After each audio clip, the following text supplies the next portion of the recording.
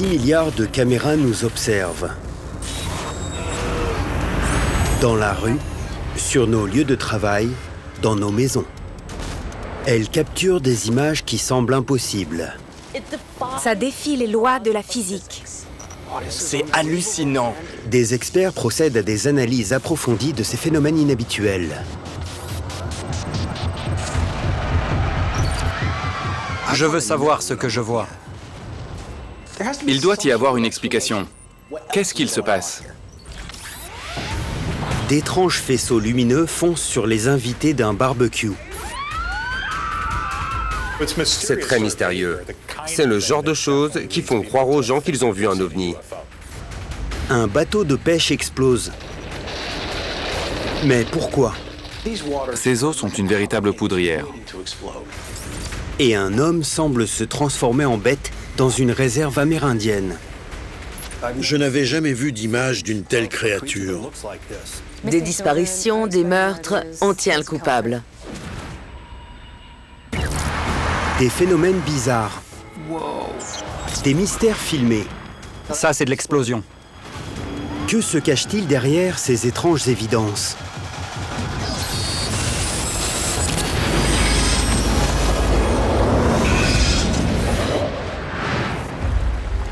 Tout de suite, un port paisible est frappé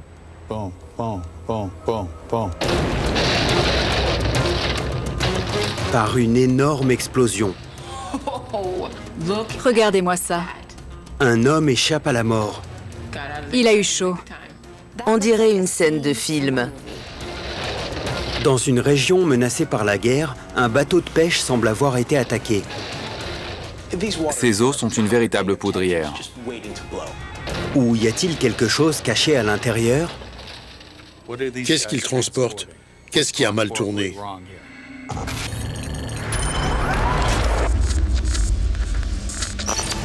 31 décembre 2016, dans le port de pêche de Chenggong, à Taïwan. Les marins déchargent et refont le plein de carburant après une nuit en mer. Sous le regard d'une caméra de surveillance. Quelques secondes plus tard, une explosion. Le bateau est propulsé au-dessus de l'eau. Et ce n'est pas un navire industriel chargé de substances dangereuses. C'est un simple bateau de pêche. Ce n'est pas une explosion ordinaire. Ce qui l'a causé a propulsé le bateau à 2 mètres au-dessus de l'eau. C'est forcément quelque chose de gros. C'est incroyable. Le bateau est immobile et soudain il bondit au-dessus de l'eau, explose, puis retombe. D'où vient l'explosion? Elle vient forcément de quelque part.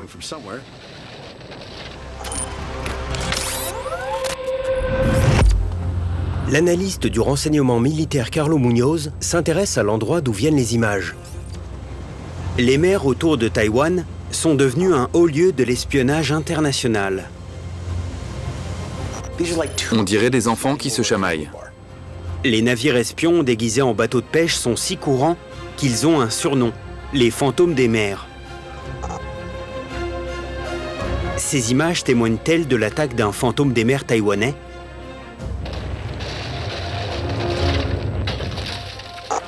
Cela fait très longtemps que l'on déguise des navires espions en bateaux de pêche.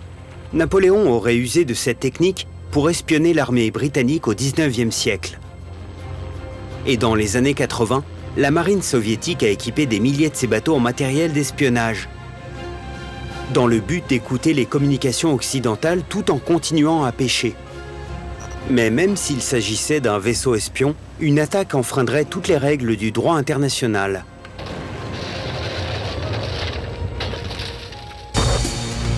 Matt Kuchar est spécialiste en pyrotechnie. Il conseille l'armée américaine en matière de déminage et a travaillé sur plus d'une centaine de productions hollywoodiennes.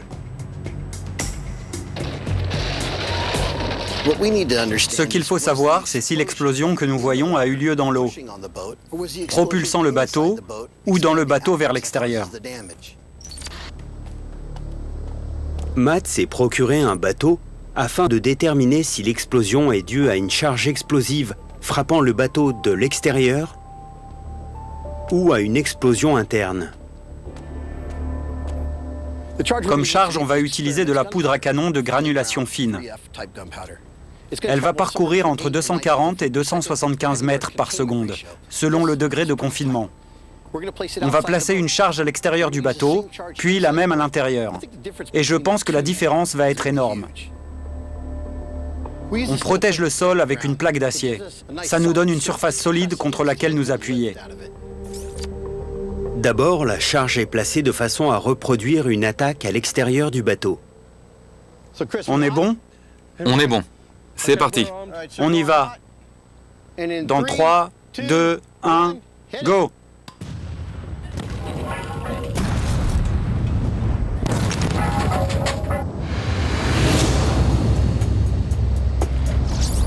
La poudre noire se propage à 275 mètres par seconde et l'explosif frappe la coque du bateau tel un missile. Pas mal. Pas mal. Je ne m'attendais pas à ça. Allons voir. C'était impressionnant, mais le bateau est resté intact. Tout ce qu'on voit, ce sont des bulles au niveau de la fibre de verre et un noircissement au point d'impact. Le bateau n'a donc pas pu être détruit de l'extérieur. Mais imaginons que la même explosion se soit produite à l'intérieur. Que cela aurait-il changé? On va prendre la même charge et la placer dans le bateau, où elle sera plus confinée. Quand le gaz va partir, il va être contenu une seconde de plus, ce qui va faire un gros boom. Allons nous mettre à l'abri. Début du compte à rebours. 3, 2, 1, go!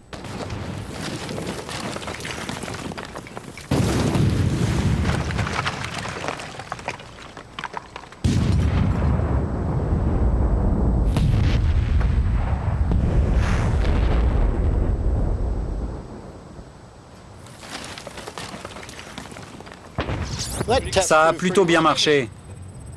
On a eu un beau nuage. Le résultat est clairement différent. La même charge à l'intérieur du bateau l'a fait exploser en 1000 morceaux. Le toit a disparu, il ne reste plus rien. D'après les images, ça ne fait aucun doute que l'explosion a eu lieu à l'intérieur du bateau.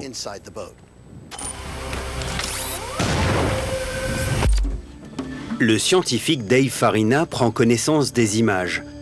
Selon lui, l'explosion aurait pu être un accident causé par une charge explosive mortelle à bord du bateau.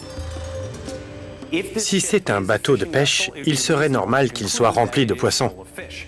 Et il s'avère que des poissons en décomposition peuvent rejeter des gaz nocifs et inflammables comme le sulfure d'hydrogène. Une pêche passée pourrait être le catalyseur de cette explosion mortelle. Le sulfure d'hydrogène est un gaz incolore, inflammable et très dangereux qui sent l'œuf pourri. Il est plus lourd que l'air et peut donc s'agglomérer dans des lieux fermés. C'est fou que quelque chose d'aussi anodin que du poisson pourri puisse être aussi destructeur. Des animaux en décomposition peuvent s'avérer vraiment dangereux. Les baleines échouées peuvent exploser. Sur la plage, elles sont au soleil et se décomposent. Les gaz s'accumulent dans leur corps. Si quoi que ce soit perce leur peau, cela peut causer une énorme explosion. Lorsqu'une baleine explose, c'est un feu d'artifice de sang et de boyaux. Mais dans la vidéo, on voit des flammes. Et il n'y a pas de flammes quand une baleine explose. Je me sentais impressionnée par cet homme-là. On fait face à un imposteur, on fait face à un charlatan. On a trouvé ça un peu bizarre. C'est un autre niveau de mensonge. Démasqué, vendredi 20h30, à Canal D. Les experts peinent à expliquer les images de vidéosurveillance d'un bateau de pêche ordinaire éventré par une explosion. L'explosion souffle tout ce qu'il y a autour.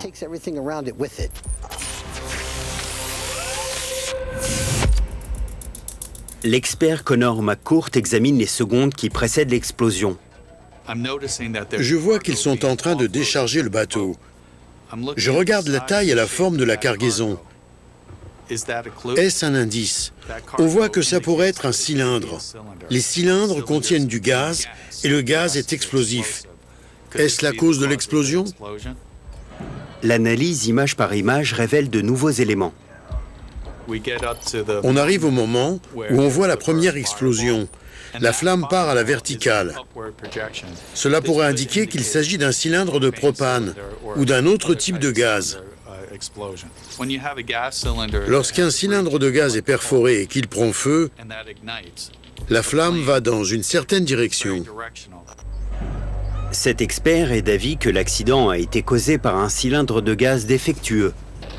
Mais la taille de cette explosion dans la mer la plus disputée du monde laisse certains penser que des forces obscures sont à l'œuvre.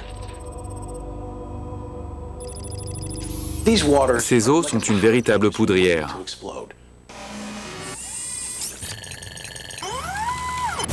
Tout de suite. Une nuit, des flashs sont filmés dans un jardin des États-Unis. Et le lendemain... C'est quoi ce truc? Une invasion de petites masses mystérieuses. À leur place, j'aurais flippé. D'où peut bien venir ce truc? Ça vient de notre planète au moins? Quoi que ce soit, cela pourrait être mortel. C'est toxique? Moi, je n'y toucherai pas.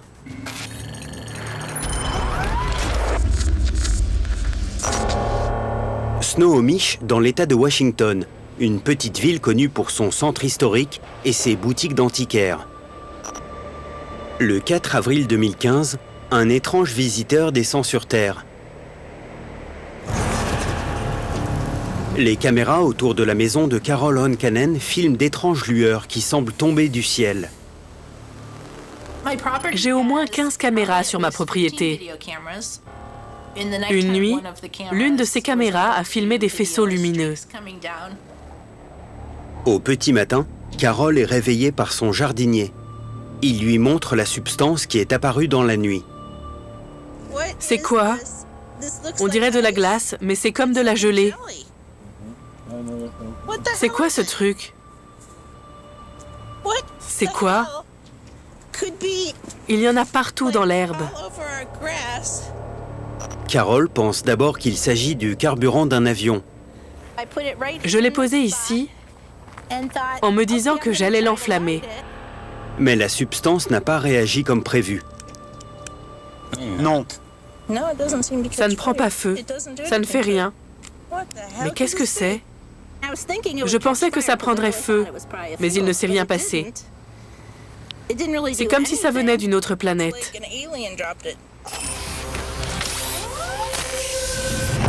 Carol poste les images en ligne. Si ce truc était apparu chez moi, j'aurais voulu savoir ce que c'était. Personnellement, je n'ai jamais rien vu de tel. C'est vraiment bizarre. De la gelée, ça n'apparaît pas comme ça. Depuis des siècles, plusieurs événements similaires ont été rapportés. Cette gelée trouvée par terre a souvent été apparentée à des pluies de météores, laissant certains penser qu'elle avait des origines extraterrestres. Il y a des récits remontant au XIVe siècle sur une substance gélatineuse apparaissant sur le sol ou sur des branches d'arbres, ce qui lui a valu le nom de gelée des étoiles. C'est normal que nous ayons peur de choses qui tombent du ciel. Depuis toujours, la simple évocation d'une comète ou d'une météore inspire de la peur et de la suspicion. En 2010, une comète qui est passée près de la Terre a soufflé un vent de panique. Quand la comète de Halley est passée, de nombreuses personnes, y compris des astronomes, avaient peur qu'à son passage, des millions de débris tombent du ciel, que des substances nocives nous tuent tous. Les gens étaient si inquiets qu'ils se sont enfermés chez eux et ont scellé leurs fenêtres. Mais la comète ne causa aucun dégât. L'idée d'organismes vivants venant de l'espace est une idée à laquelle les scientifiques contemporains réfléchissent. Nous savons qu'il y a des comètes et des astéroïdes qui touchent la Terre. Peut-être que l'un d'eux pourrait renfermer de la vie. Une petite bactérie. C'est possible. Cette bactérie pourrait même être à l'origine de la vie sur Terre. Il existe une théorie appelée la panspermie, selon laquelle la vie sur Terre viendrait d'ailleurs. d'une autre planète, de Mars ou de quelque part dans l'espace. Mais le physicien Chad Orzel doute que la gelée vienne de l'espace. Pour qu'un corps tombe de l'espace, il faudrait qu'il traverse l'atmosphère. Il arriverait très vite. Les objets qui sortent de leur orbite chauffent en chemin et ont tendance à brûler avant de toucher le sol. J'ai pas tué personne. On a accusé de meurtre, c'était pas lui. Ils ont triché sur toute la ligne. C'est une preuve qui a été manipulée. Il y a eu de la magouille, c'est épouvantable. C'est pas moi. Colosse Plamondon, vendredi 21h, à Canal D. Des caméras de surveillance filment d'étranges flashs nocturnes dans un jardin de l'État de Washington. Le lendemain, la propriétaire de la maison, Carol Honkanen, trouve de petites masses dans l'herbe. La neurophysiologiste Kiki Sandford découvre que des événements similaires ont été rapportés non loin, ce qui pourrait l'aider à trouver l'origine de cette substance. En août 1994, des habitants de Oakville, près des côtes de l'État de Washington, ont rapporté avoir vu de petites masses gélatineuses de la taille d'un grain de riz. Une habitante de la région, Sunny Barclift, a dit à des médecins qu'après être entrée en contact avec cette substance, sa mère était tombée malade et que son chat était mort. Elle a fait analyser des échantillons. Lorsqu'ils ont étudié la substance au microscope, ils ont pensé qu'elle contenait des globules blancs, qui sont nos cellules immunitaires. S'il pleut des globules blancs dans l'État de Washington, c'est que quelque chose ne tourne pas rond. Et après de plus amples analyses, ces cellules sont devenues encore plus bizarres. Elles ne contenaient pas de noyau, il n'y avait pas d'ADN. Mais avant que les scientifiques ne puissent aller plus loin, les échantillons disparurent du laboratoire.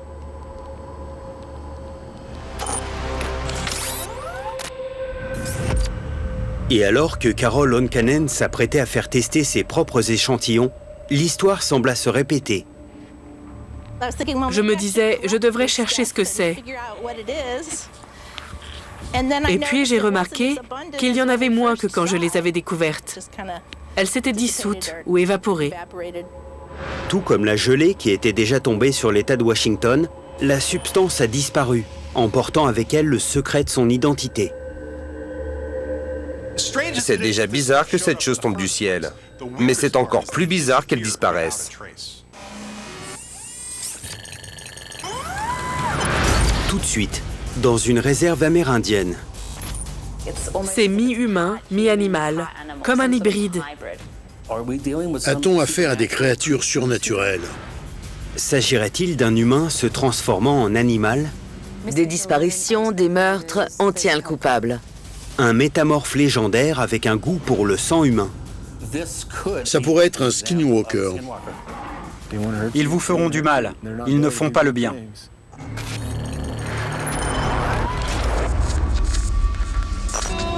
La réserve nationale Navajo dans l'Utah. Ici vit la plus grande tribu amérindienne des États-Unis. Le lien des Navajos avec la Terre remonte à plusieurs siècles. Janvier 2017. Un homme traversant la réserve filme une étrange silhouette dans les rochers. Sa forme, humanoïde et ventre à terre. Penché sur la paroi rocheuse, la créature semble avoir deux jambes puissantes, un dos allongé et droit et des bras fins.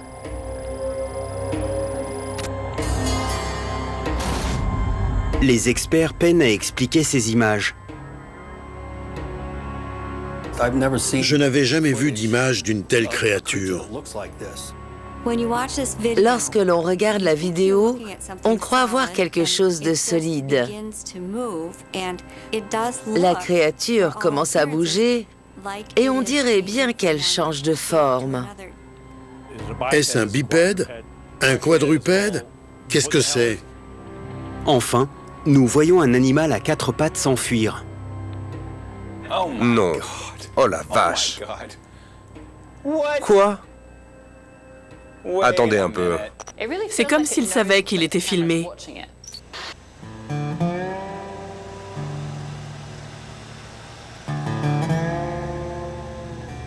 Le Navajo Pete Sands examine les images près de l'endroit où elles ont été filmées. Il a des jambes très bizarres. On dirait presque les pattes arrière d'un cerf, mais avec les pattes avant d'un autre animal. Il a des qualités humaines, mais c'est clairement quelque chose d'anormal. Un métamorphe ou ce qu'on appelle un skinwalker. Beaucoup de gens confondent les métamorphes et les chamans. Les chamans ne sont pas des métamorphes, c'est différent. Les chamans cherchent à soigner votre âme, alors que les skinwalkers, eux, lui veulent du mal. Leur âme est sombre et ils sont malveillants. Ce sont des personnes, des créatures ou des personnes, c'est vous qui voyez, avec lesquelles il ne faut pas plaisanter, parce qu'elles vous feront du mal physiquement et spirituellement. Elles n'hésiteront pas.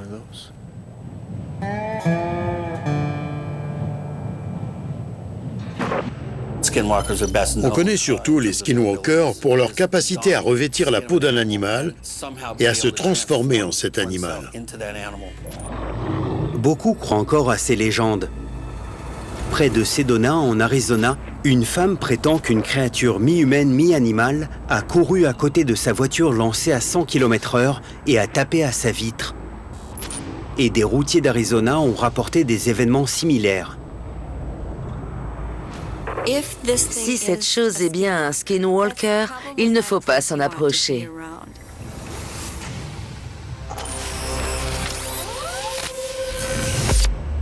L'expert en analyse d'images Ben Radford inspecte la vidéo pour voir si elle n'a pas été trafiquée. Avec une vidéo comme celle-ci, la première question, c'est « est-elle vraie ?» N'est-ce pas un montage ou une erreur? Dans ce cas-là, je ne pense pas que ce soit un montage. Je pense qu'on a filmé un animal. Est-ce un bipède? Un quadrupède? On voit son dos, sa croupe et peut-être un bout de queue. Mais qu'est-ce que c'est? Suivez les histoires saisissantes de gens ayant survécu à l'impossible. Je suis tombé sur du béton. Mon corps était tout brûlé. Et les lumières se sont éteintes. Tu étais mort. J'ai frôlé la mort, mardi 21h, à Canal D. Dans une réserve amérindienne de l'Utah, un voyageur filme ce qui semble être un métamorphe, passant de sa forme humaine à sa forme animale. Comment peut-on avoir de si longs bras et de si longues jambes?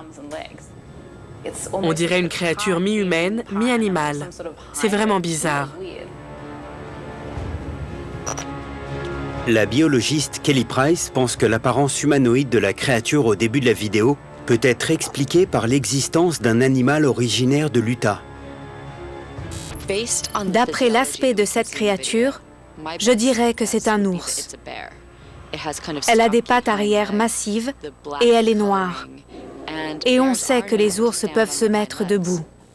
Avec une population de plus de 15 ours pour 100 mètres carrés, le nombre de rencontres augmente. Mais Stacy Ramkissoon relève une faille dans la théorie de l'ours. Cette vidéo a été filmée en janvier, pendant la période d'hibernation. Ça ne doit pas être un ours.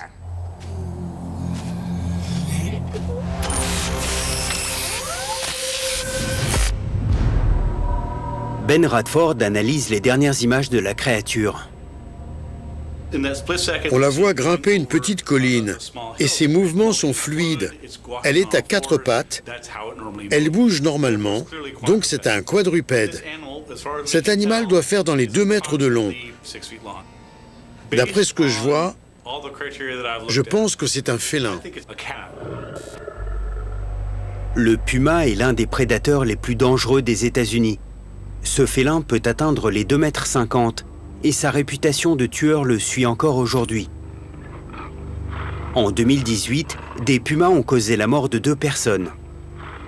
Et lors d'une attaque près de Seattle, un puma a bondi sur une cycliste et l'a dévorée dans sa tanière. Petite, j'en faisais des cauchemars. Les experts s'accordent à dire que la vidéo montre un puma, une créature dont les exploits ont probablement donné naissance à la légende des skinwalkers. Mais les changements de forme de la créature poussent certains à se demander si ces récits ne seraient pas fondés. Il existe de nombreuses histoires à propos de bêtes surnaturelles. Il y a un proverbe navajo qui dit que le désert fait ressortir l'essence de votre âme, et je pense que c'est vrai.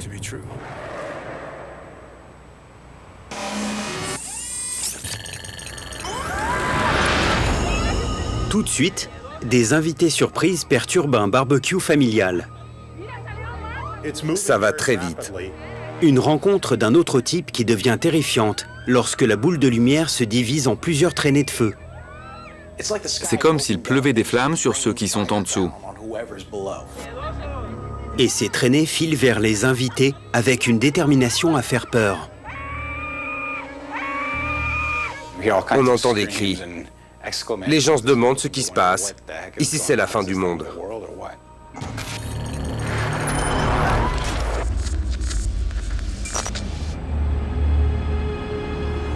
Milwaukee, dans le Wisconsin, une ville bâtie par des colons allemands où l'on trouve plus de 25 brasseries, dont la plus grosse produit plus de 10 millions de tonneaux de bière par an.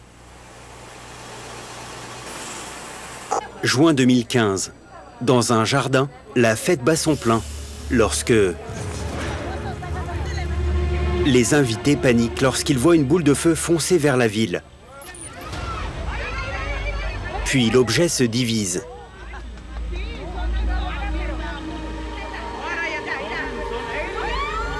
Chaque traînée semble être savamment dirigée. Quelqu'un continue de filmer pendant que la foule cède à la panique.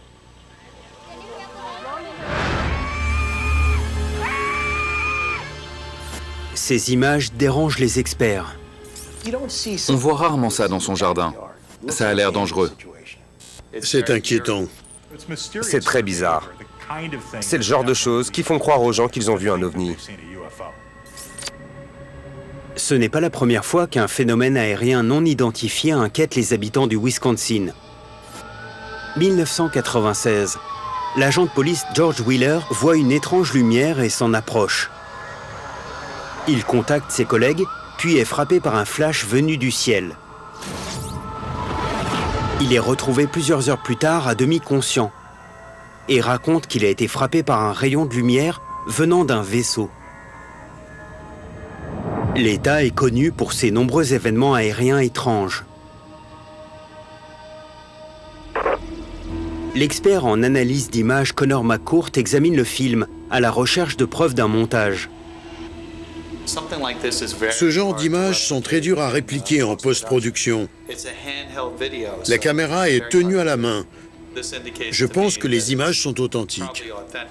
Ce n'est pas une illusion d'optique filmée par une caméra isolée. Les gens autour sont paniqués.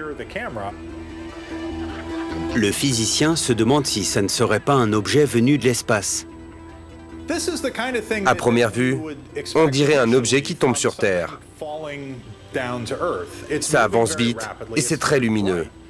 Quand des objets sortent de leur orbite, ils traversent l'atmosphère, chauffent très vite et émettent de la lumière. Mais le journaliste scientifique Jeff Wise n'est pas convaincu. Lorsqu'une météorite entre dans l'atmosphère, elle se brise en plusieurs morceaux de taille variable et allant dans des directions différentes. Ici, ça a l'air plus organisé. On dirait que l'objet était programmé pour se diviser. Dans l'immensité du monde, les enjeux sont nombreux. Pour tout comprendre, DocuD, mercredi 21h, à Canal D. Un objet lumineux éclaire le ciel du Wisconsin. Il se divise et fonce vers la ville de Milwaukee, suscitant peur et panique chez ses habitants. L'analyste du renseignement militaire Carlo Munoz découvre que les images ont été tournées près d'une base militaire. Fort McCoy est un grand centre d'entraînement de l'armée. Le fort est quasiment aussi grand que la ville de Milwaukee elle-même. Plus de 100 000 soldats passent par ses portes chaque année. Avec une superficie de 240 km², le fort est une cible idéale. L'objet a tout d'une bombe à sous-munitions. Il se divise en plusieurs morceaux alors qu'il fonce vers le sol. Ces bombes, qui ont été interdites par un traité international, sont des grosses bombes qui renferment plusieurs petites bombes. Ces petites bombes causent d'immenses dégâts lorsqu'elles touchent le sol. Jeff Wise doute que ce soit ce que l'on voit sur les images. Le problème, c'est que les bombes à sous-munitions n'émettent pas de lumière avant l'impact au sol. Je ne pense pas que ce soit ça. Chad Orzel réexamine les images et suit le mouvement des 5 traînées après qu'elles se soient séparées du globe principal. Une fois que l'objet se divise, la lumière ralentit très vite. Les rayons bougent doucement dans des directions différentes. Ce n'est pas un objet inanimé qui tombe. Les points de lumière forment un motif défini, ce qui laisse penser qu'ils sont dirigés. Selon Jeff Wise, ces points lumineux pourraient être contrôlés par des êtres humains qui se trouveraient dans les airs. Ça pourrait être une équipe de parachutistes. Ça pourrait être des hommes qui sautent d'un avion, se regroupent, puis se séparent quand leur parachute s'ouvre. La date sur la vidéo confirme les suspicions de Jeff Wise. C'est le German Fest. Les rues de la ville sont pleines de fêtards. Et dans le ciel, les Golden Knights, une équipe de parachutistes de démonstration, font un saut. Parfois, lorsqu'ils font des démonstrations, les parachutistes peuvent sauter avec des fusées éclairantes pour le spectacle. Alors que les parachutistes en ont réjoui certains, ils en ont fait paniquer bien d'autres. C'est risqué de faire un spectacle de lumière dans ce coin.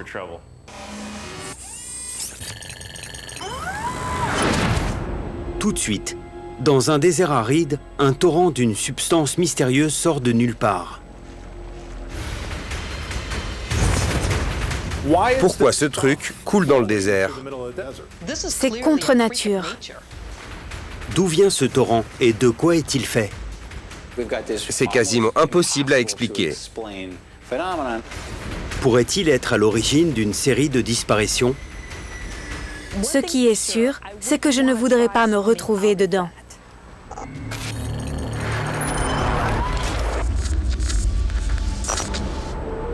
Le désert d'Arabie en Irak.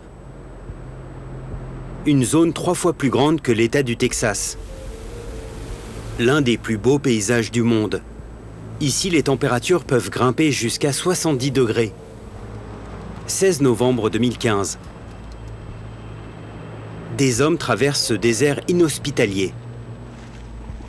Mais leur route est bloquée par un phénomène très étrange. Un torrent d'une boue mystérieuse traverse le désert. Il y a une rivière qui coule au milieu du désert et qui semble être faite de sable.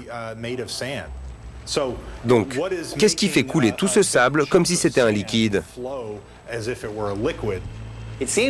Ça paraît quasiment impossible à expliquer.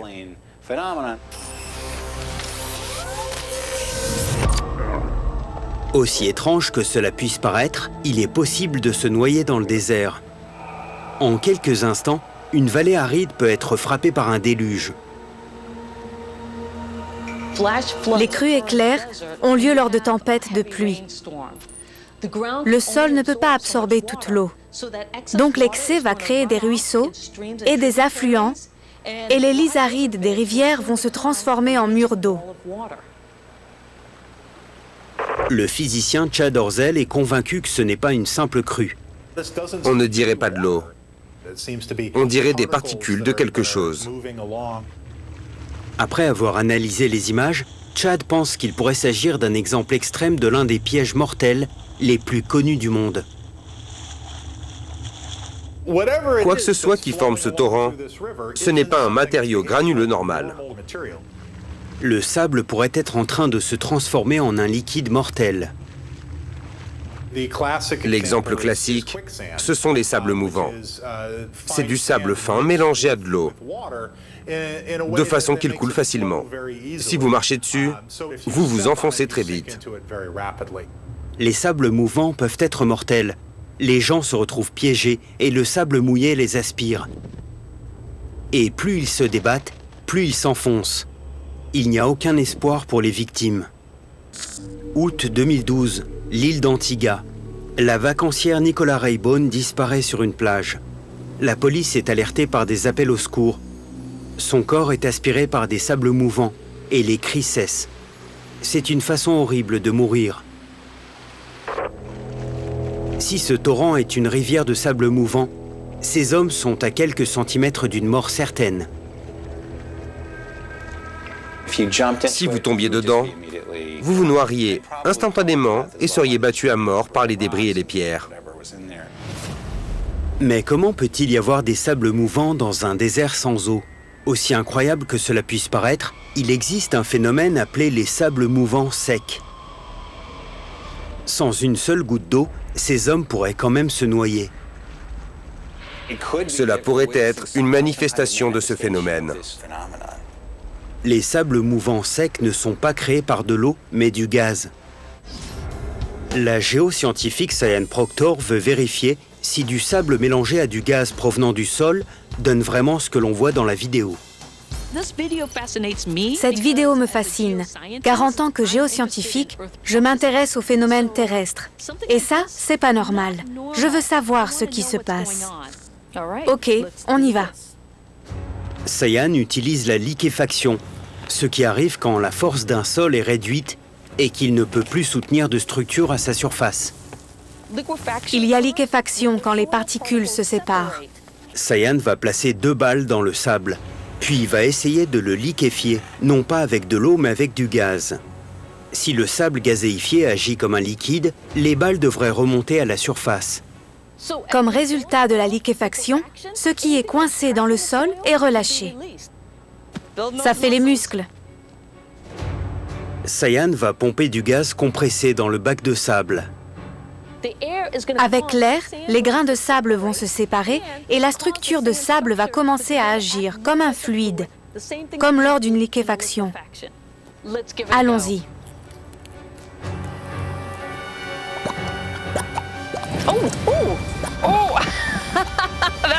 C'est génial. Les 2 balles sont remontées à la surface et le sable agit comme un liquide. D'après ce qu'on vient de voir, il pourrait s'agir d'une liquéfaction. Le test prouve que dans certaines conditions, le sable peut agir et tuer comme un liquide.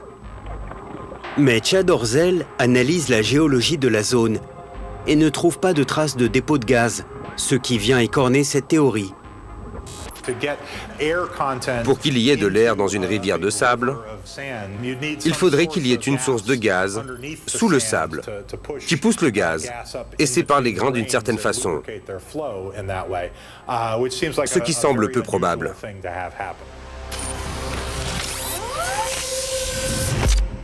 Le scientifique Kevin Folta analyse les images et remarque un détail sur les côtés du torrent.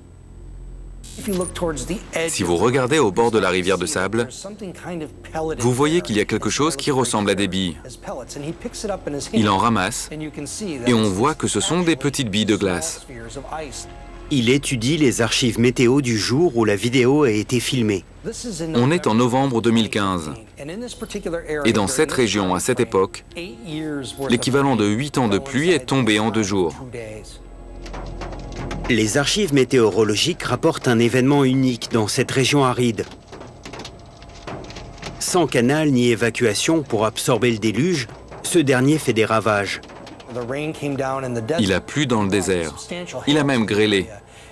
Et on voit la grêle qui coule sur le sable, l'entraînant avec elle. L'état d'urgence est décrété, car la glace inonde les écoles, les hôpitaux et les transports. La grêle qui tomberait normalement dans une zone froide s'amalgame autour des grains de sable et forme des cristaux qui coulent sous la forme d'une rivière de sable et de glace que ces hommes regardent. La source de ce torrent est encore plus étrange qu'elle n'y paraît. Une rivière de glace dans un désert aride. Cela nous montre à quel point la nature peut être extraordinaire. On croit d'abord à une rivière de sable, ce qui serait bizarre, mais compréhensible. Mais en fait, c'est une rivière de glace. Plusieurs choses ont été réunies pour créer ce phénomène étrange.